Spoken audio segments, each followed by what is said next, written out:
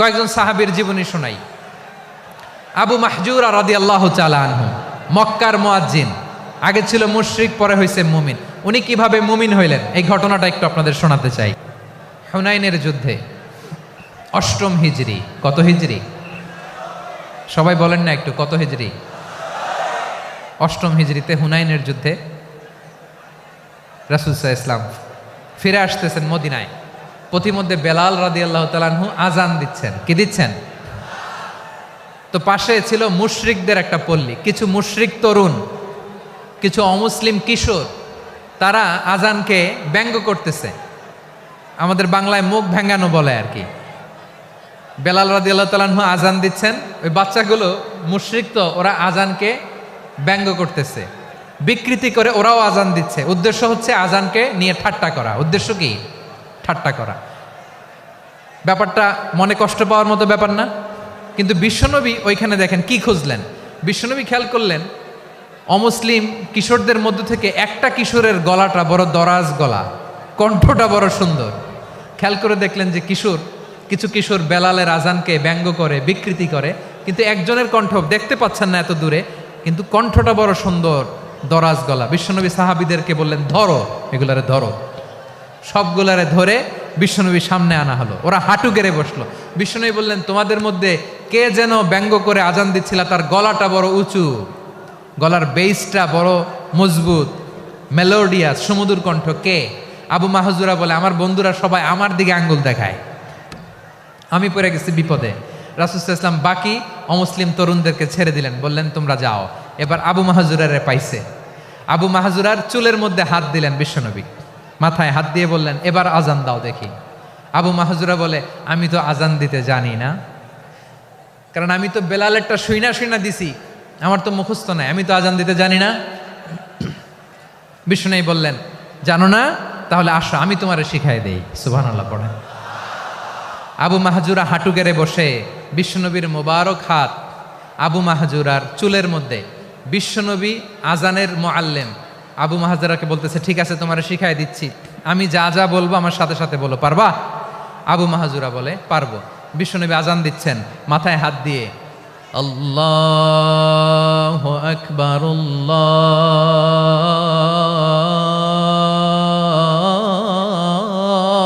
আল্লাহু আকবার। আবু মাহজুরা এই বাক্যটা পড়লেন। বিশ্বনবী দ্বিতীয় বাক্য পড়তে আরম্ভ করলেন, আল্লাহু আকবার,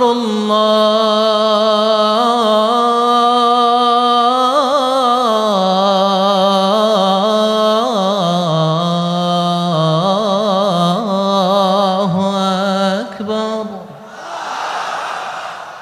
আবু মাহজুরা এই বাক্যটা বললেন। বিশ্বনবী আবু মাহজুরার মাথার মধ্যে হাত দিয়ে তৃতীয় বাক্য পড়লেন, আশহাদু আল্লা ইলাহা ইল্লাল্লাহ,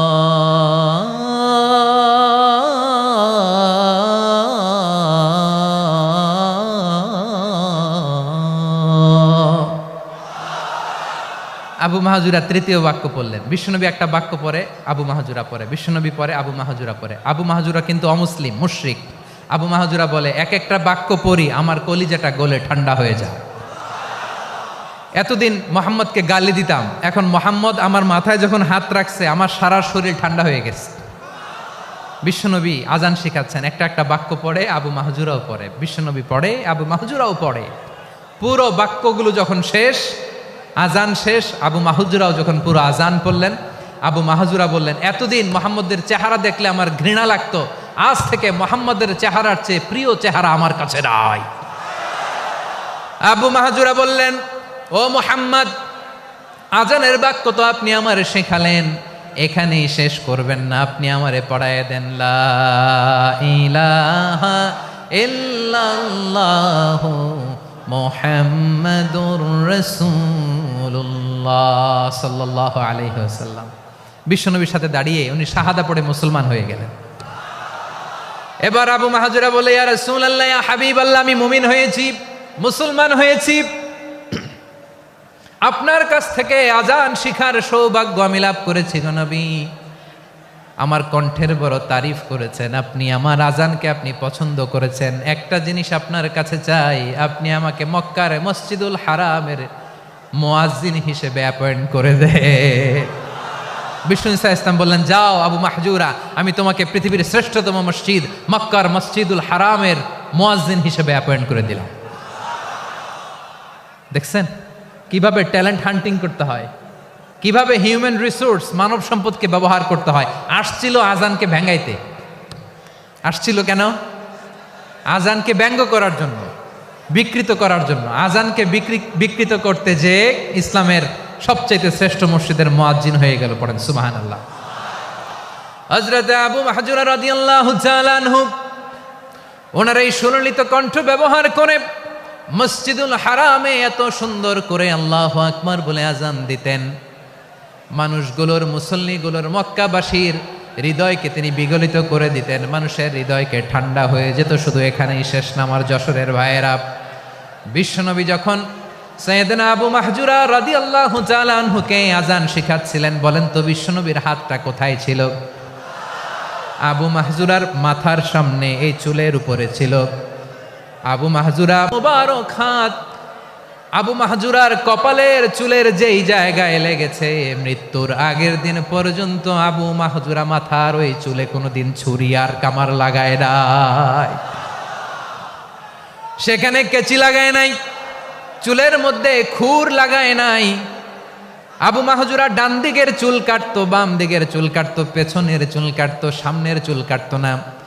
আবু মাহজুরা রাদিয়াল্লাহু তাআলা আনহুর সামনের চুলগুলো বড় হতে হতে যখন এত বড় হয়ে যায়, তিনি চুলগুলো পেঁচিয়ে মাথার মধ্যে রাখতেন। তারপরে তিনি পাগড়ি পরতেন। সবাই জিজ্ঞেস করতো, আবু মাহজুরা এটা আবার কেমন স্টাইল? দেখতে তোমারে কি বিদঘুটে লাগে? কেমন অড লাগে? কেমন খারাপ দেখা যায়? মক্কায় এমন কোনো মানুষ তো দেখি নাই, ডানে চুল কাটে, বায়ে চুল কাটে, পেছনে চুল কাটে, সামনে কাটে না। ওরে আবু মাহজুরা, কেমন দেখা যায় তোমারে? তুমি সামনের চুল কাটো না কেন? আবু মাহজুরা বলে, আমি হাঁটু গেড়ে পেয়ারা নবীর সামনে বসেছিলাম, আমার এই মাথার চুলের মধ্যে মুবারক হাত লাগিয়ে বিশ্বনবী নিজে আমাকে আজানের প্রতিটা বাক্য শিক্ষা দিয়েছেন। বিশ্বনবীর মোবারক হাত, পবিত্র হাত আমার মাথার চুলের যেই জায়গায় লেগেছে, আমি চাই ওই চুলগুলা নিয়ে আমি আমার কবরের ভিতরে যাব। সাইয়েদনা আবু মাহজুরা রাদিয়াল্লাহু তাআলা আনহু ইন্তেকালের আগের পর্যন্ত মাথার সামনের চুলগুলা কাটে নাই। মাথার সামনের চুল তিনি কাটেন নাই। সুবহানাল্লাহ বিহামদি। কেমন ভালোবাসতেন বিশ্বনবী সাহাবীদেরকে, সাহাবারা কেমন ভালোবাসতেন বিশ্বনবীকে। সামনের চুলগুলো বড় হতে হতে এত বড় ছিল, পেঁচিয়ে রেখে পাগড়ি পরতেন, কাটতেন না। নবীর হাত লেগেছিল। সুবহানাল্লাহ পড়েন। তাহলে what is the lesson? Moral of the story কি? মোরাল অফ দ্য স্টোরি হচ্ছে, আসছিল আজানকে ব্যঙ্গ করার জন্য, বিকৃত করার জন্য, হয়ে গেল মসজিদুল হারামের মুয়াজ্জিন। দেখেন বিশ্বনবী একটা খারাপ সিচুয়েশনের মধ্যে থেকে কি ভালো জিনিস বের করে আনলেন। আমি যে শুরুতে বলেছি কিভাবে তিনি হিউম্যান রিসোর্সকে ডেভেলপ করেছেন, ম্যানেজ করেছেন। তিনি যে চৌকস ট্যালেন্ট হান্টার ছিল, দেখেন সবার মধ্যে থেকে এর বাছাই করে মুয়াজ্জিন বানাই দিয়েছেন। সুবহানাল্লাহ পড়েন। তার মানে এই না সবাইরে ধরে ধরে উনি মুয়াজ্জিন বানাইছেন। যার যেই ট্যালেন্ট আছে তাকে ওই কাজে অ্যাসাইন করেছেন। যার যেই প্রতিভা আছে তার প্রতিভাকে ইসলামের কাজে লাগিয়েছেন। সুবহানাল্লাহ পড়েন। যায়েদ বিন সাবিত রাদিয়াল্লাহু তাআলা আনহু নাম শুনেছেন? যশোর, কথা বেরোয় না। যদি জিগায় সালমান খানের নাম শুনছেন, সবাই হাত তুলবে, জি হুজুর শুনছি, মানে সব দেখা শেষ। সালমান খান, আমির খান, অমুক খান, সব খান মুখস্থ, কিন্তু যায়েদ বিন সাবিতের নাম মুখস্থ নাই মুসলমানদের। যেই সাহাবী মাথার সামনের চুল কাটে নাই, মসজিদুল হারামের মুয়াজ্জিন বানাইছেন বিশ্বনবী, সাহাবীর নাম কি? খায়া ফেলাইছে, স্লোগানের সাথে খায়া ফেলাইছে। আবু মাহজুরা। কি নাম? আবু মাহজুরা আল জুমাহি রাদিয়াল্লাহু তাআলা আনহু। এই নামটা আজকে নিয়ে যাইতে হবে যশোর। আবু মাহজুরা রাদিয়াল্লাহু তাআলা আনহু। 2 নম্বরে বলছিলাম যায়েদ বিন সাবিত রাদিয়াল্লাহু তাআলা আনহু। বিশ্বনবী দেখলেন মদিনার এই আনসারী সাহাবী হাইলি ট্যালেন্টেড, ইন্টেলেকচুয়াল, মেরিটোরিয়াস, জ্ঞানের প্রতি তার আকর্ষণ, মারাত্মক আকর্ষণ। বিশ্বনবী তাকে দায়িত্ব দিলেন, কোরআন যা নাজিল হয় তুমি লিখো, কাতিবুল ওয়াহি বানায় দিলেন। সুবহানাল্লাহ। যায়েদ বিন সাবিতরে আবার আজান শেখান নাই, কারণ তার মধ্যে বিশ্বনবী প্রতিভা দেখেছেন, একাডেমিক প্রতিভা। বিশ্বনবীর একাডেমিক প্রজেক্টগুলো তিনি হ্যান্ডেল করতেন। যায়েদ বিন সাবিত ছিল বিশ্বনবীর ব্যক্তিগত সচিব। কি ছিল? ব্যক্তিগত সচিব, বোঝেন নাই? বিশ্বনবীর ব্যক্তিগত সচিব এবং দোভাষী। ইহুদিরা কিছু লিখে দিলে এটার অর্থ বিশ্বনবীরে বুঝায় দিতেন, আবার ইহুদিদের কাছে কিছু লিখতে হলে তিনি লিখে দিতেন।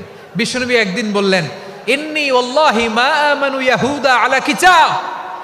ইহুদিরা যে চিঠি পাঠায় অর্থ তো বুঝি না, আরেক ইহুদি আইনে অর্থ করা লাগে। আবার ইহুদিদের কাছে কিছু লিখে পাঠাইতে চাইলে আমরা তো লিখতে পারি না, ইহুদিরে দিয়ে লেখা লাগে। ওরা যে পয়রা শোনায় লিখে দেয়, আমি ওদের বিশ্বাস করি না। আমার নিজের একজন লোক দরকার। বিশ্বনবী এই যায়েদ বিন সাবিতকে চুজ করলেন ল্যাঙ্গুয়েজের জন্য। উনি বললেন, যায়েদ, তোমার সফট স্কিলকে ডেভেলপ করতে হবে, তুমি হিব্রু ল্যাঙ্গুয়েজ শিখে ফেলো। যায়েদ বিন সাবিত বলল, বিশ্বনবীর মোটিভেশন আর ইন্সপিরেশন পেয়ে আমি 15 দিনে ইহুদিদের এই হিব্রু ল্যাঙ্গুয়েজ শিখে ফেললাম। শুধু শিখে ফেললাম না, হাত্তা হাদিকতু, even I became master in the language. এই ভাষা আমি পারদর্শী হয়ে গেলাম। এরপরে ইহুদিরা চিঠি লিখে পাঠালে আর কোনো ইহুদি ডাকা লাগতো না, আমি নবীর এটার অর্থ শুনে পরে বুঝাই দিতাম। আবার ইহুদিদের কাছে চিঠি লেখা লাগলে আমি যায়েদ বিন সাবিত চিঠি লিখে দিতাম। সুবহানাল্লাহ। দেখেন, এত সাহাবীর মধ্য থেকে বিশ্বনবীর একাডেমিক প্রজেক্ট, ব্যক্তিগত সচিব, দোভাষী হিসেবে তিনি যায়েদ বিন সাবিতের মতো তরুণকে নির্বাচিত করেছেন। কেমন ট্যালেন্ট হান্টার ছিল আমার নবী! সুবহানাল্লাহ পড়বেন না? বিশ্বনবীর ইন্তেকালের পরে সাইয়েদনা আবু বকর রাদিয়াল্লাহু তাআলা আনহু যখন খলিফা হয়ে আসলেন, কোরআনকে সংকলনের দায়িত্ব দেয়া লাগবে, কোন সাহাবীকে দিবেন? সব সাহাবারা মিলে পরামর্শ করলেন।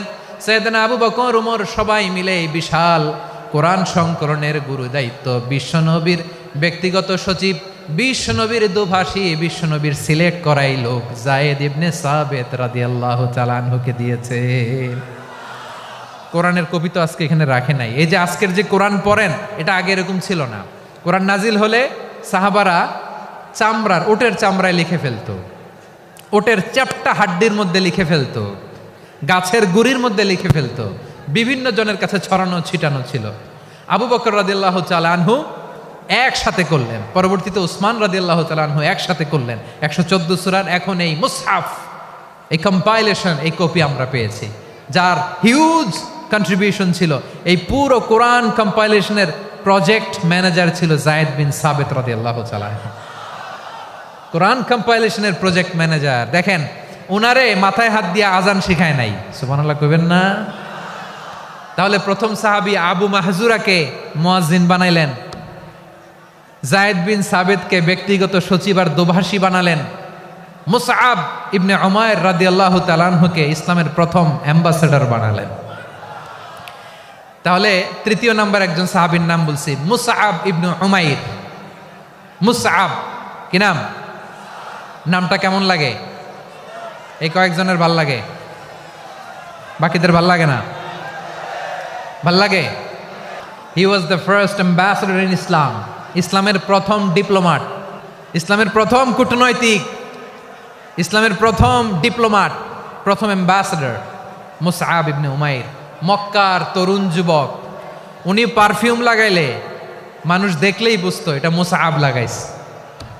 এমন ড্যাশিং ফেসের ছিল, এমন স্মার্ট ড্যাশিং ফেস, এমন পার্সোনালিটির মানুষ ছিল মুসআব রাদিয়াল্লাহু তাআলা আনহু। কারণ যিনি ইসলামের স্পোকম্যান হবেন, মুখপাত্র হবেন, তার স্মার্ট হওয়ার দরকার আছে না নাই? আকাবার প্রথম শপথ যখন হলো, তাদের সাথে বিষ্ণু ঈসা ইসলাম মদিনাতে একজন মুখপাত্র পাঠালেন, ডিপ্লোমাটকে পাঠালেন, অ্যাম্বাসেডর অফ ইসলাম। তিনি হচ্ছেন মুসআব ইবনে উমাইর। পড়েন সুবহানাল্লাহ।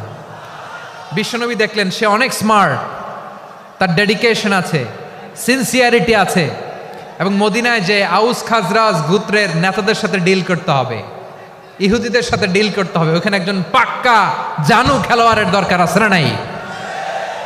মুসআব ইবনে উমাইর রাদিয়াল্লাহু তাআলা আনহু, ওনাকে বিষ্ণু ঈসা ইসলাম চুজ করলেন। এবং বিষ্ণু ঈসা ইসলামের এই চুজিংটা, এই সিলেকশনটা এত সুন্দর ছিল, তিনি মদিনাতে যে বিশ্বনবী আসার আগেই মদিনার জমিনকে তিনি উর্বর করে ফেলছেন। প্রতিটা ঘরে ঘরে কালিমার দাওয়াত তিনি পৌঁছায় দিচ্ছেন। জুমার বিধান নাজিল হয়েছে, কিন্তু মক্কায় পরিবেশ নাই জুমা পালনের। বিষ্ণু ইসা ইসলাম একজনকে দিয়ে খবর পাঠালেন, যাও মদিনায় মুসাবকে যে বলো, মুসাব তো আমার শিক্ষক, আমার স্পোকম্যান, মদিনাতে যেন তারা জুমা কায়েম করে। বিশ্বনবীর আগেই মুসাব মদিনার মুসলিমদেরকে নিয়ে মদিনায় প্রথম জুমা কায়েম করে ফেলছে। কোন সুবহানাল্লাহ। ডিপ্লোম্যাটদের কেমন হইতে হয়, অ্যাম্বাসেডারের কেমন হইতে হয়, মুসাব রাদিয়াল্লাহু তাআলা আনহুর কাছ থেকে শিখে নাও। মুসাব নামটা কেমন লাগে? যশোর যাদের সন্তান হবে, ছেলে সন্তান, আমার রাস্তায় পাইলে সবাই জিজ্ঞেস করে, হুজুর একটা নাম দেন, আমার ছেলে হবে। যশোরবাসীর জন্য আমি একটা নাম দিয়ে দিলাম, নাম রাখতে হবে মুসাব। কি নাম? নামটা যাদের ভাল লাগে, ছেলে সন্তান অনাগত আসবে, মনে চাইলে নাম রেখে দিবেন মুসাব রাদিয়াল্লাহু তাআলা আনহুর নামে মুসাব। তাহলে মুসাব রাদিয়াল্লাহু তাআলা আনহুকে বিশ্বনবী ল্যাঙ্গুয়েজ শিখান নাই, সফট স্কিল শিখান নাই। জায়েদ রাদিয়াল্লাহু তিনি হিব্রু ল্যাঙ্গুয়েজ শিখেছেন, সুরিয়ানি শিখেছেন, কিন্তু মুসাবকে তিনি বানিয়েছেন the spokesman of Islam, the first diplomat, the ambassador of Islam. সুবহানাল্লাহ পড়বেন না? আব্দুল্লাহ ইবনে আব্বাস রাদিয়াল্লাহু তাআলা আনহু বিশ্বনবীর কাজিন, চাচাতো ভাই। আবার মাইমুনা রাদিয়াল্লাহু তাআলা আনহু, মাইমুনা নবীর স্ত্রী, তিনি ছিলেন আব্দুল্লাহর আপন খালা। তো নবীর বউ যদি ওনার খালা হয়, নবী তার কি? বুঝে নাই, নবী তার কি? খালু। তাহলে সম্পর্ক অনেক গভীর, কাজিন আবার খালু। ছোট্ট মানুষ, তাই রাতে মাঝে মাঝে ঘরে থাকতো। বিশ্বনবী দেখলেন আব্দুল্লাহ যেহেতু আমার ঘরে ঢুকতে পারে, আব্দুল্লাহরে এই উম্মতের বড় শিক্ষাবিদ বানাইতে হবে। কথা বোঝে নাই? আব্দুল্লাহকে কি বানাইতে হবে? শিক্ষাবিদ, এডুকেটর অফ দিস উম্মাহ, এই উম্মার শিক্ষাবিদ বানাইতে হবে। তাই আব্দুল্লাহ ইবনে আব্বাসকে বিশ্বনবী হাতে কলমে শিক্ষা দিয়েছেন। আব্দুল্লাহ ইবনে আব্বাস রাদিয়াল্লাহু তাআলা আনহু, মনোযোগ দিয়ে কয়েকটা মিনিট শুনুন, আমি এখনই শেষ করে দিচ্ছি। আব্দুল্লাহ ইবনে আব্বাস রাদিয়াল্লাহু তাআলা আনহু, ওনাকে বিশ্বনবী হাতে কলমে শিক্ষা দিয়েছেন, যেহেতু উম্মতের শিক্ষাবিদ হবেন, এডুকেটর হবেন। তো বিশ্বনবী রাতে যখন তাহাজ্জুদ পড়তেন, ছোট্ট আব্দুল্লাহ ঘরে থাকতো। বুঝতে পেরেছেন? ছোট্ট মানুষ তো ঘরে থাকতো। তো বিশ্বনবী তাহাজ্জুদের জন্য একবার দাঁড়িয়েছেন, ছোট্ট আব্দুল্লাহ ওযু করে দাঁড়াইছে। আচ্ছা বলেন তো, ইমাম আর মুসল্লি মোট যদি দুইজন হয়, একজন ইমাম একজন মুসল্লি, তো মুসল্লি ইমামের কোন দিকে দাঁড়াবে? ডানে দাঁড়াবে। ছোট্ট আব্দুল্লাহ বোঝে নাই, বিশ্বনবী তাহাজ্জুদ শুরু করেছেন, উনি একতেদা করছেন আর দাঁড়াইছেন বায়ে। কোথায় দাঁড়িয়েছেন? আব্দুল্লাহ বলেন, যখন আমি বায়ে দাঁড়ালাম, আখাযা রাসূলুল্লাহ সাল্লাল্লাহু আলাইহি ওয়াসাল্লাম উযুনি আল ইউমনা ইয়াফতিলুহা, বিশ্বনবী নামাজরত অবস্থায় আমার কান ধরে টেনে আমার ডান দিকে এনে দাঁড় করায় দিলেন। পড়েন সুবহানাল্লাহ। দেখেন হাতে কলমে শিক্ষা। আর জীবনে ভুল হবে? কথা কয় না, আর ভুল হবে? আর ভুল হবে না। এভাবে বিশ্বনবীর অনেক সঙ্গ পেয়েছেন, সফর করেছেন, একই বাহনে বসেছেন, এক বাহনে বসে লম্বা নসিহত করেছেন, বলেছেন, ইয়া গোলাম ইহফাজিল্লাহ ইয়াহফাজকা, ইহফাজিল্লাহ তাজিদহু তুজাহাক, ইযা সাআলতা ফাসআলিল্লাহ ওয়া ইযা ইসতাআনতা ফাসতাইন বিল্লাহ। আল্লাহর বিধান মানো, আল্লাহর বিধান রক্ষা করো, আল্লাহ তোমায় রক্ষা করবে। আব্দুল্লাহ, চাইতে হলে আল্লাহর কাছে চাও, সাহায্য চাইতে হলে আল্লাহর কাছে সাহায্য চাও। মনে রাখো, গোটা বিশ্বের সবাই যদি তোমার সাহায্য করতে চায়, ততটুকুই করতে পারবে যতটুকু আল্লাহ তোমার নসিবে রেখেছে। গোটা বিশ্ব যদি তোমার বিরুদ্ধে ষড়যন্ত্রে দাঁড়িয়ে যায়, ক্ষতি ততটুকু করতে পারবে যতটুকু তোমার জন্য বরাদ্দ আছে, এর বাইরে কিছু করতে পারবে না। আওয়াজ করে বলেন ঠিক কিনা? এভাবে হাতে কলমে শিখিয়েছেন, বিশ্বনবীর সঙ্গ পেয়েছেন। উনাকে বিষ্ণু ইসলাম শিক্ষাবিদ, এডুকেটর অফ দিস উম্মাহ হিসেবে সিলেক্ট করেছেন, হাতে কলমে শিখিয়েছেন। বিশ্বনবী একবার প্রকৃতির ডাকে সাড়া দিয়ে এসেছেন। এখন কি করতে হবে? নামাজের জন্য অজু করতে হবে। বিশ্বনবী এসেই দেখেন অজুর বদনায় পানি ভরা, খুশি হয়ে গেলেন, বললেন, কে রেখেছে পানি? একজন বলল, আব্দুল্লাহ রেখেছে। বিশ্বনবী অত্যন্ত খুশি হলেন, খুশি হয়ে একটা দোয়া করলেন, বললেন, আল্লাহুম্মা ফাক্কিহু ফিদ্দীন ওয়া আল্লিমহু তা'ওয়ীল। আল্লাহ, তুমি আব্দুল্লাহকে দ্বীনের বুঝ দিও আর কোরআনের তাফসির শিক্ষা দিও।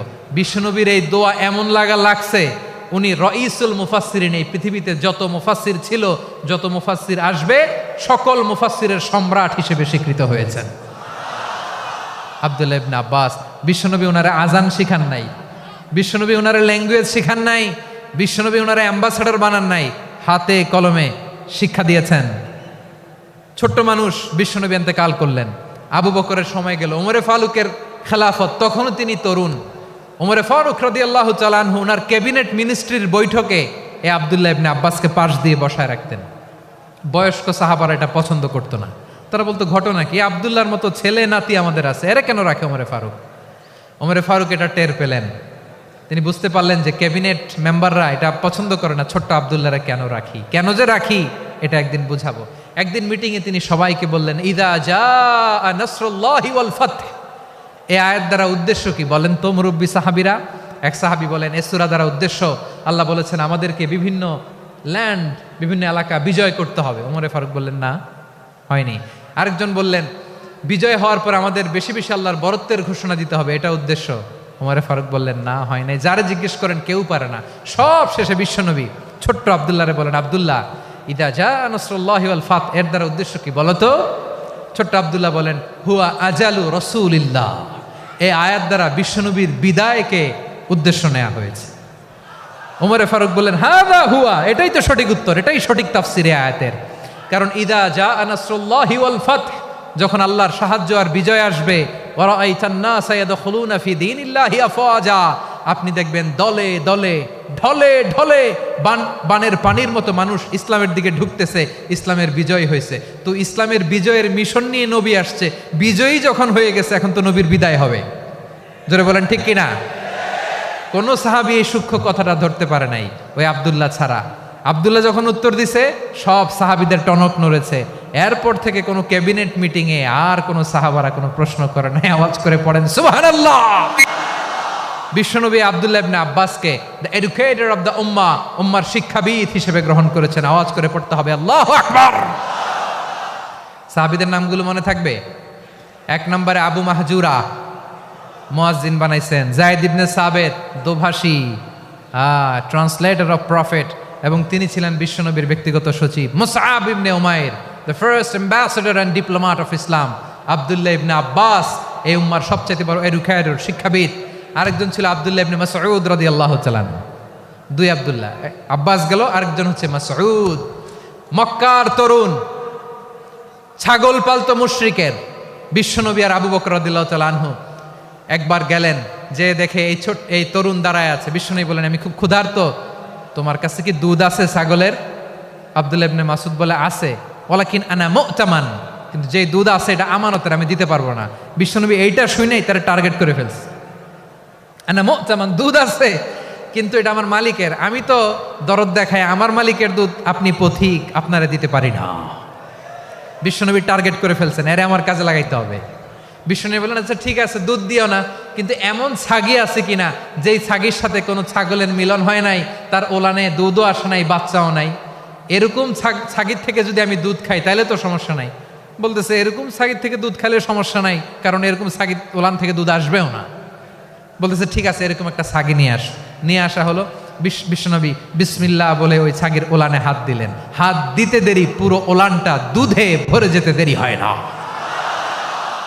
বিশ্বনবী আর আবু বকর রাদিয়াল্লাহু তাআলা আনহু দহন করে পেট ভরে খেলেন। এই দৃশ্য আব্দুল্লাহ ইবনে মাসউদের হৃদয়ে দাগ কাটলো। এই মুআজিজা দেখে তিনি বললেন, আশহাদু আল্লা ইলাহা ইল্লাল্লাহ ওয়া আশহাদু আন্না মুহাম্মাদুর রাসূলুল্লাহ। তিনি ষষ্ঠ মুসলিম ছিলেন, 6 নম্বর মুসলমান। ওনাকে টার্গেট করে বিশ্বনবী দেখলেন এমন ইন্টেলেকচুয়াল ব্রেন, উনি সূক্ষ্ম সূক্ষ্ম জিনিস বুঝে বেশি, ফিকহি জ্ঞান ওনার মধ্যে বেশি। বিশ্বনবী ওনাকে কোরআনের জ্ঞান শিক্ষা দিতে লাগলেন। উনি বিশ্বনবী সবার কাছে কোরআন শোনায়, কিন্তু বিশ্বনবী নিজে আব্দুল্লাহ ইবনে মাসউদের কাছ থেকে কোরআন শুনতো। বিশ্বনবী একবার বললেন, ইকরা আলাইয়া ইয়া মাসউদ। ইবনে মাসউদ একবার শোনাও তো কোরআন দেখি। আব্দুল্লাহ ইবনে মাসউদ বলে, আকরাউ আলাইকা ওয়া আলাইকা উনজিল। নবী, আপনার উপর কোরআন নাজিল হয় আর আমি আপনার সামনে কোরআন পড়ব। বিশ্বনবী বললেন, ইন্নী উহিব্বু আন আসমাআহু মিন গায়রি। আমি নিজে পড়তে যেমনি ভালোবাসি, অন্যে পড়ুক আমি শুনবো, এটাও আমি ভালোবাসি। সূরা নিসা তিনি তেলাওয়াত করে শুনিয়েছেন। এমন সূক্ষ্ম সূক্ষ্ম বিষয় বিশ্বনবী উনাকে ধরিয়ে দিয়েছেন। উনি হয়ে গিয়েছেন আব্দুল্লাহ ইবনে আব্বাস, হয়েছেন রাইসুল মুফাসসিরিন, উনি হয়ে গিয়েছেন ফাকিহুল উম্মাহ। ওনার চাইতে বড় ফকি এই পৃথিবী আর দেখবে না। চিল্লায় বলেন সুবহানাল্লাহ। উনি বলতেন, ওয়াল্লাহি ওয়াল্লাহি ইল্লাযী লা ইলাহা গায়রু মা উনজিলাত সূরাতুন মা উনজিলাত সূরাতুন ইল্লা ওয়া আনা আ'লামু আইনা উনজিলাত ওয়া ফীমা উনজিলাত। বিশ্বনবী এমন ভাবে কোরআনের দার্স আমাকে দিয়েছেন, কোরআনে যত সূরা নাজিল হয়েছে, যেখানে নাজিল হোক না কেন আমি জানি এটা কোথায় নাজিল হয়েছে এবং কোন প্রেক্ষাপটে নাজিল হয়েছে। এমন একটা সূরা নাই যে সূরার কোথায় নাজিল হয়েছে আমি মাসুদের জানা নাই, কোন প্রেক্ষাপটে নাজিল হয়েছে আমার জানা নাই। এরকম ঘটবে না, চিল্লায় বলেন আল্লাহু আকবার। এই আব্দুল্লাহ ইবনে মাসউদ রাদিয়াল্লাহু তাআলা আনহু ওমর ফারুকের সময় কুফার চিফ জাস্টিস ছিলেন। কুফা নগরীর চিফ জাস্টিস। চিফ জাস্টিস বুঝেন নাই? বিচারপতি। কি ছিলেন? সবাই বলে নাই, কি ছিলেন? বিচারপতি ছিলেন। এবং ওনার যে ফিকহি জ্ঞানের ধারা, এটাই আলকামা, ইব্রাহিম আন-নাখাই, হাম্মাদ ইবনে সুলাইমান হয়ে ইমাম আবু হানিফা পর্যন্ত পৌঁছেছে। এবং ওনার ফিকহি জ্ঞানের ধারাই হানাফি মাযহাবে অ্যাকসেপ্ট হয়েছে। আজও এগুলো হানাফি মাযহাবে চর্চিত হয়। হানাফি মাযহাবের সব ফিক আব্দুল্লাহ ইবনে মাসউদের ফিকহি জ্ঞানের ধারা থেকে নেওয়া হয়েছে। চিল্লায় পড়েন সুবহানাল্লাহ। তাহলে উনাকে বিশ্বনবী বানিয়েছেন জুরিস্ট, আইনবিদ, ফকিহ। উনারে আজান শিখান নাই। হিউম্যান রিসোর্স ডেভেলপমেন্ট কিভাবে করবেন, মানব সম্পদের উন্নয়ন কিভাবে করতে হয়, কিভাবে যার যেখানে প্রতিভা কাজে লাগাতে হয় উনি দেখিয়েছেন। সুবহানাল্লাহ পড়বেন না? খালিদ বিন ওয়ালিদ নাম শুনছেন? কে কে শোনেন নাই হাত তোলেন। কি ছিলেন? বীর যোদ্ধা ছিলেন খালিদ বিন ওয়ালিদ। কিন্তু তিনি ইসলাম ধর্ম গ্রহণ করেছেন অনেক দেরিতে, 8ম হিজরিতে। তার মানে 8ম হিজরির আগে উনি মুশরিকদের পক্ষে লড়াই করেছেন। ওনার হাতে কত মুসলিম সাহাবী যে নিহত হয়েছে হিসাব নাই। বিশ্বনবী টার্গেট করে রাখছে, তুমি আমাদের মুসলিমদের এত ক্ষতি করলা, তুমি যখন মুসলমান হবা তোমারে দিয়ে আমি এমন কাম করামু যে এটা আর কেউ করতে পারবে না। খালিদ বিন ওয়ালিদ রাদিয়াল্লাহু তাআলা আনহু 8ম হিজরিতে মুসলিম হয়েছেন, মক্কা বিজয়ের আগে। তো মক্কা বিজয়ের আগে যখন মুসলিম হয়েছেন, এর আগে কি করছেন? কাফিরদের সাথে যুদ্ধ করেছেন। উনি উহুদের যুদ্ধে মুসলমানদের যে পরাজয় ভাব, কঠিন পরিস্থিতির মুখোমুখি ওনার কারণে পেছন থেকে এমন আতর্কিত আক্রমণ করেছেন, মুসলমানদেরকে কচুকাটা করেছেন। 8ম হিজরিতে আল্লাহ তাআলা হেদায়েতের নূর দিয়ে ওনার হৃদয়টাকে উজালা করে দিলেন। লা ইলাহা এটা এমন বাণী যার হৃদয়ে একবার টাচ খাবে, এইটা থেকে সে আর পালিয়ে বেড়াতে পারে। ঝিনুকের ভেতর লুকিয়ে থাকে যেমন মতি, ঝিনুকের ভেতর লুকিয়ে থাকে যেমন মতি, কলমা শাহাদাতে আছে আল্লাহর জ্যোতি, কলমা শাহাদাতে আছে আল্লাহর জ্যোতি। ঠিক কিনা বলেন? মক্কা বিজয়ের আগে মুসলিম হলেন, হওয়ার পরেই বিশ্বনবীর টার্গেট ফুলফিল হলো। ওই যে টার্গেট করে রেখেছেন আর দোয়া করেছেন, খালিদ বিন ওয়ালিদ যদি মুসলিম হয় তাকে আমি মিলিটারি চিফ বানাবো। ওনাকে আজান শিখান নাই, ওনারে কান ধইরা নামাজের এই মাথা থেকে ওই মাথা আনান নাই, ফিকহি কোরআনের সূক্ষ্ম তাফসীর ওনারে শিখান নাই, অ্যাম্বাসেডর বানান নাই। বিষ্ণু ইসলাম উনাকে সামরিক অভিযানে প্রেরণ করেছেন। সামরিক অভিযানে তিনি প্রেরণ করেছেন। উনার জীবদ্দশায় উনার নেতৃত্বে যতগুলো যুদ্ধ হয়েছে, একটা যুদ্ধেও তিনি পরাজয় বরণ করেন নাই। ওমরে ফারুকের সময়কালে তিনি চিফ অফ মুসলিম মিলিটারি, মানে মুসলিম সেনাপতি হয়েছেন। যশোর আওয়াজ করো, ঠিক কিনা বলো? সেনাপতি, মুসলিম সেনাপতি। তাহলে কিভাবে হিউম্যান রিসোর্স ব্যবহার করতে হয় গোটা বিশ্ব আমার নবীর কাছ থেকে শিখে নাও। খালিদ বিন ওয়ালিদ, ওনাকে বিশ্বনবী একটা উপাধি দিয়েছেন। উপাধিটা হচ্ছে সাইফুল্লাহিল মাসলুল, আল্লাহর নাঙ্গা তরবারি, আল্লাহর খোলা তরবারি, দ্য ওপেন সোর্ড অফ আল্লাহ। খালিদ বিন ওয়ালিদ মুসলিম সেনাপতি। হাসান বিন সাবেত নাম শুনছেন? দেখি উনি কি ছিল বলেন। রাসূলের সভা কবি, কালচারাল হিজিমনিকে ডিফিট করার জন্য। উনি ভালো অস্ত্র চালানোও জানতেন না, ওই কাজে উনি যেতেন না। ওনার ছিল কাব্য প্রতিভা। কাফিররা কবিতা দিয়ে নবীকে গালি দিত। বিশ্বনবী বলতেন, ইয়া হাসান আজিব আন রাসূলিল্লাহ, তুমি নবীর হয়ে কাফেরদের এই কথাগুলোর জবাব দাও। বিশ্বনবীর একটা মিম্বার ছিল। বিশ্বনবীর মিম্বারের পাশাপাশি মসজিদে নববীতে এই হাসান বিন সাবেতের জন্য বিশ্বনবী একটা স্পেশাল মিম্বার বানিয়ে দিয়েছেন। এখান থেকে তুমি জবাব দাও। এবং বিষ্ণু বলেছেন আল্লাহুম্মা আইয়িদহু বিরূহিল কুদুস। আল্লাহ, হাসান আমার পক্ষে জবাব দেয়, তুমি জিব্রাইল মারফত তাকে সাহায্য পাঠাইয়া দিও। রাসূল সাল্লাল্লাহু আলাইহি ইসলামের সভা কবি, the poet of the prophet, নবীর কবি, উনি কবিতা দিয়ে এমন উচ্চাঙ্গের ভাষায় কবিতা দিয়ে তিনি জবাব দিতেন, কাফিরদের গা শিহরে যেত, তাদের হৃদয়ে আগুন ধরে যেত। তাহলে এরকম কবিরও দরকার আছে না নাই? এখন যাকে আল্লাহ দিছে কাব্য প্রতিভা, এরা যদি আপনি যুদ্ধের ময়দানে পাঠান হবে? যারে দিছে সুরেলা গলা, এরা যদি অ্যাম্বাসেডর বানান হবে না। হাসান বিন সাবিত ছিলেন বিষ্ণু সাল্লাল্লাহু আলাইহি ওয়াসাল্লামের কবি। হুযায়ফা ইবনুল ইয়ামান বিশ্বনবীর গোয়েন্দা বিভাগের প্রধান। কিসের প্রধান? হুযায়ফা ইবনুল ইয়ামান, ওনার ছিল ডিটেকটিভ মাইন্ড, গোয়েন্দা বিভাগের প্রধান। এবং উনি হচ্ছেন সাহিবু সিররি রাসূলিল্লাহ, রাসূল সাল্লাল্লাহু আলাইহি ওয়াসাল্লামের গোপন তথ্যের ধারক বাহক। নবীর যেই কথা কেউ জানে না, সব হুযায়ফার পেটের ভিতরে ছিল। সুবহানাল্লাহ পড়েন। মদিনার যত ইহুদিদের একটা লিস্ট ছিল, এই লিস্ট শুধু দুইজন জানতো, বিশ্বনবী আর হুযায়ফা। সুবহানাল্লাহ পড়বেন না? তাহলে উনাকে কোন দায়িত্ব দিছে? কোন বিভাগ? যশোর, আওয়াজ করো, কোন বিভাগ? গোয়েন্দা বিভাগের হেড ছিল। খন্দকের যুদ্ধে প্রচন্ড আজকের মতো শৈত্য প্রবাহ, মাটি খনন করতে করতে সাহাবীদের পেটে ক্ষুধা নাই, দাঁড়াইতে পারে না নামাজের জন্য, এত ক্লান্ত, ক্লান্ত শ্রান্ত। বিশ্বনবী বললেন, কে আছো? এই কঠিন শীত, এই ভয় আর ক্ষুধার মধ্যেও খন্দকের পরীক্ষার টপকে শত্রু শিবিরে যে আমাকে তথ্য দিবা, কে আছো? কারো গায়ে শক্তিই নাই যে দাঁড়াবে, কেউ দাঁড়ায় না। বিশ্বনবী তখন নিজে হুযায়ফাকে ডাক দিলেন, হুযায়ফা, যে আমাকে আজকে শত্রু শিবিরের তথ্য এনে দিবে, সে জান্নাতে আমার মোরাফাকা, আমার সঙ্গী হবে। হুযায়ফা রাদিয়াল্লাহু ইবনুল ইয়ামান জীবনের ঝুঁকি নিয়ে এই ক্ষুধা, শৈত্য প্রবাহ, কোল্ড ওয়েভসকে উপেক্ষা করে পরীক্ষা টপকে শত্রু শিবিরে যে সবার কথাগুলো চুপে চুপে শুনে বিশ্বনবীর দরবারে এসে গোয়েন্দাদের মতো তথ্য সরবরাহ করেছে। বিশ্বনবীর গোয়েন্দা বিভাগের প্রধান হুযায়ফা ইবনুল ইয়ামান ইন্টেলিজেন্স বিভাগ চালাতেন। মুনাফিকদের নাম ওনার কাছে ছিল। মুআয ইবনে জাবাল মদিনা রাষ্ট্রের সবচেয়ে সিনিয়র আমলা ছিলেন। আমলাতন্ত্র চিনেন তো? প্রশাসনিক কাজ যারা চালায়, অ্যাডমিনিস্ট্রেশন বুঝেন না? The department of administration. মদিনার রাষ্ট্রের সিনিয়র আমলা মুআয ইবনে জাবাল মুতাখাসসিসুন ফিল হালাল ওয়াল হারাম, হালাল হারামের স্পেশালিস্ট ছিলেন। বিশ্বনবী উনাকে ইয়ামানের গভর্নর করে পাঠাইছেন। বলেছেন, ইন্নাকা তা'তি কওমান আহলা কিতাব, এমন গোষ্ঠীর কাছে যাবা এরা ইহুদি নাসারা, আগে শাহাদা পড়লে এরপরে নামাজের দাওয়াত দিও, নামাজ পড়লে যাকাতের দাওয়াত দিও। গভর্নরের অ্যাটিটিউড যেমন থাকে তেমন অ্যাটিটিউড ধরে রেখো। সুবহানাল্লাহ পড়েন। তাহলে মুআয ইবনে জাবালকে দিয়ে বিশ্বনবী কবিতা লেখায় নাই, চিঠি লেখায় নাই, আজান দেওয়ায় নাই।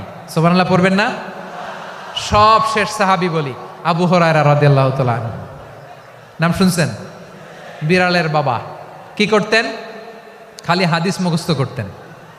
উনি বলতেন, আলজামু রাসূলুল্লাহ আলা মিল ইবাতনি, আমার শুধু পেটের ক্ষুধার বন্দোবস্ত হইলে আমি নবীর সঙ্গ ছাড়তাম না। আমার আনসার সাহাবারা ক্ষেত খামারের কাজ করতো, আমার মুহাজির সাহাবারা ব্যবসা করতো, আর আমি নবীর সাথে সাথে থাকতাম। শুধু সকাল বিকাল দুই বেলা যদি আমার খাবারের বন্দোবস্ত হয়, আমি আর নবীর লক ছাড়ি না। সুবহানাল্লাহ কইবেন না? 5374টা হাদিস তিনি বর্ণনা করেছেন। সবচেয়ে বেশি হাদিস বর্ণনাকারী সাহাবী। হাদিস প্রিজার্ভেশনের কাজে বিশ্বনবী ওনাকে কাজে লাগিয়েছেন। উনি একদিন বলেন, ইয়া রাসূলুল্লাহ আসমাউ মিনকা কাসীরান ফালা আহফাজু, নবী অনেক কথা শুনি আমার মনে থাকে না। বিষ্ণু বললেন, তাই? উবসুত রিদাক, তোমার চাদরটা বিছাও। আবু হুরায়রা বিছালেন, বিশ্বনবী হাত বুলায় দিলেন, এরপরে অনেক হাদিস বর্ণনা করলেন। আবু হুরায়রা বলে, তারপর থেকে বিশ্বনবী যাই বর্ণনা করে আমি শুনি আর একটাও বলি না। এখন সুবহানাল্লাহ। বিশ্বনবী ওনাকে হাদিস প্রিজার্ভেশন, নবীর এই যে লক্ষ্য হাদিস প্রিজার্ভেশনের এই দায়িত্ব দিয়েছেন সাইয়েদনা আবু হুরায়রা রাদিয়াল্লাহু তাআলা আনহুকে। প্রিয় ভাইরা, তাহলে 10 জন সাহাবীর কথা যে বললাম, আপনারা কি খেয়াল করেছেন কত বড় ট্যালেন্ট হান্টার, চৌকস ট্যালেন্ট হান্টার ছিল আমার নবী। এক একজনের এক এক ট্যালেন্ট, এক এক কাজে অ্যাসাইন করেছেন, এক একজনকে এক এক দায়িত্ব দিয়েছেন, এক একজনের প্রতিভাকে এক একভাবে বিকশিত হওয়ার সুযোগ দিয়েছেন। আওয়াজ করে বলেন ঠিক কি না?